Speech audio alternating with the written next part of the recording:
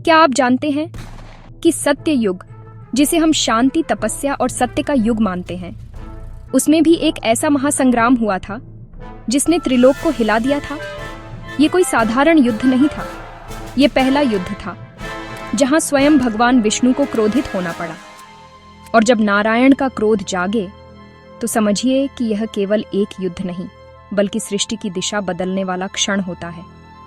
इस कथा की शुरुआत होती है जब ब्रह्मा जी ने दो विशेष शक्तियां उत्पन्न की, दो असाधारण असुर, मधु और कैटभ। इनका उद्देश्य था ब्रह्मांड की संतुलन में सहायता करना, लेकिन शक्ति जब अहंकार में बदलती है तो विनाश तय होता है।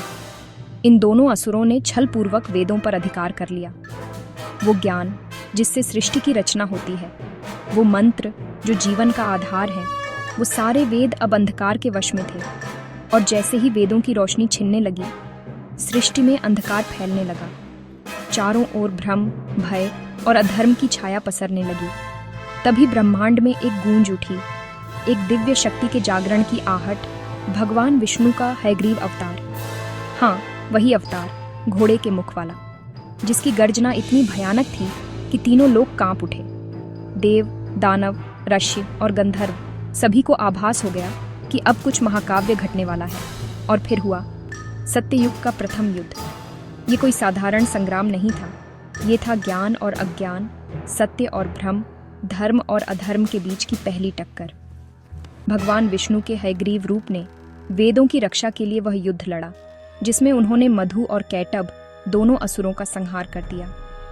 इस युद्ध में सिर्फ राक्षस नहीं मरे, बल्कि अहंकार, अज्ञान और विनाश की इच्छा को भी पराजय मिली। इसने एक संदेश दिया कि जब सत्य पर संकट आएगा, जब ज्ञान पर अंधकार छा जाएगा, तो विष्णु का क्रोध स्वयं न्याय बनकर अवतरित होगा। तो अगली बार जब आप वेदों, ज्ञान या धर्म की बात करें, याद रखिए, उनकी रक्षा के लिए एक समय स्वयं नारायण को युद्ध भूमि में उतरना पड़ा था। यह सिर्फ इतिहास नहीं है, यह उस धर्म की नींव है जिसकी जड़ें आज भी हमें जीवन का मार्ग दिखाती हैं। नीचे कमेंट करें जय श्री हरि और जुड़े रहें देसी ग्रोथ हब के साथ, जहां हर कथा सिर्फ कथा नहीं, एक सीख होती है।